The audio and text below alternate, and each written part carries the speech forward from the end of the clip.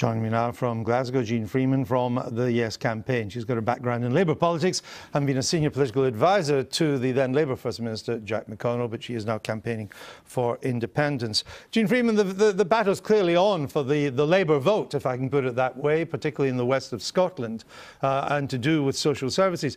Why is Alex Salmond and the Yes campaign saying that if Scotland stays in the Union, they risk a privatised NHS, when the only person that can privatise the NHS is Alex Salmond? Well, the campaign is saying that because whilst the Scottish Parliament currently has power over the shape and nature of the NHS in Scotland, what we don't have is control over the finances. As you know, the finances that come to Scotland to spend on our public services come as part of a formula which is based on how much public expenditure on those services is made in England and Wales. So we may have control over the kind of NHS we want in Scotland. What we don't have control over is the total financial package it would allow us to fund it. But there are two separate issues here then. Let's take them one at a time. One is privatisation. The other is the amount of money you get to run the health service. So can we establish right away, regardless of the amount of money, that there is no danger of Scotland having a privatised health service unless the Scottish Parliament decided that's what it wants? No, we can't establish that, Andrew, because there is the transatlantic trade and investment agreement that is currently being negotiated between the European Union and the United States, where the UK government has refused to exempt the National Health Service from that agreement. What that agreement will do is open up the market of the NHS, and therefore, let me finish. That's a European issue. No, that's a European issue. No, Andrew, it's not, and you actually know that.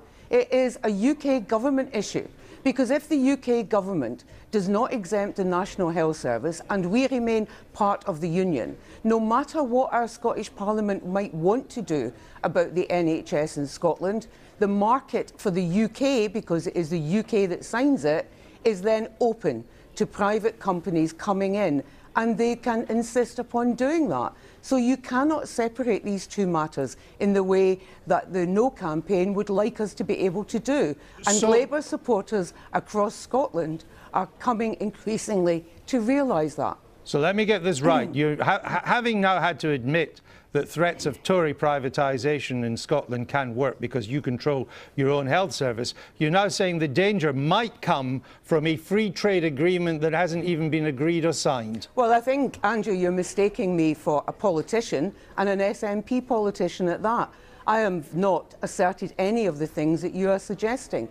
I represent Women for Independence, and we are very clear that the privatisation agenda south of the border is a threat to our National Health Service because of the reason I've given you, and because we do not control in Scotland the total finances that Scotland earns, because that comes back to us from the Treasury based on that formula I mentioned. So let's be crystal clear about who is asserting what. And the debate is actually about what Labour supporters in Scotland want to do. And they increasingly recognise that Labour in Scotland is run by the United Kingdom, is run by London Labour, and they're conflating a Labour versus SNP argument with an argument about independence, which is about the decisions in Scotland being taken by the people who live and work in Scotland. Let's come on to the second issue then, which is the amount of money. Sure. Is it not a fact that every year under the last Labour government, since '97, and every year under this coalition government, Scotland, along with the rest of the UK, has had an increased health budget? No, it's not, actually. It's not? No, I know that Alistair Darling asserted that, and that's perhaps where you've taken it from. But actually, the Ombudsman on National Statistics followed up the Andy Burnham question. Now, that's the Labour UK shadow health spokesperson, his assertion that that claim was not true.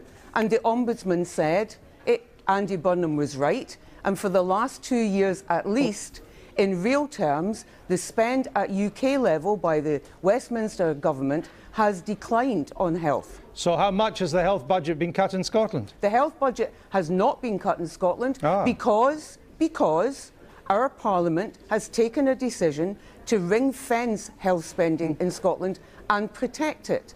But you can only do that within the limited pot of money that comes north from the Treasury, which is significantly less than Scotland contributes to that Treasury. Well, that depends which way you look at it. But the fact is, when it comes to health spending, you could move money from anywhere in the Scottish budget to health if you wanted to.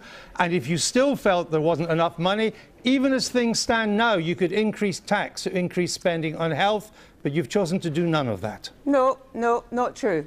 Not true. We're dancing on the head. What taxes have you increased? We're dancing on the head of a pin here. Well, again, Andrew, I am not an elected politician, so I don't get to increase or decrease taxes. You're mixing me up with somebody else. But we are dancing on the head of a pin here. Because if you cut health, if you increase health spending, then that would mean that in Scotland, because of that fixed money, not because of the resources we earn in Scotland and contribute to the UK, but because of the fixed amount of money, we would need to cut spending on education or justice or housing. That's what that would mean, your argument. And in terms of increasing taxes, can I remind you that people in Scotland already pay taxes for the National Health Service? So are you seriously suggesting that we would pay twice for a health service simply because down south the UK government wants to decrease its spending on health by introducing privatisation and market forces? That's a nonsense. As you know, I wasn't suggesting that, but we've run out of time. Jeane Freeman, thanks for joining us from Glasgow. Where are you on this?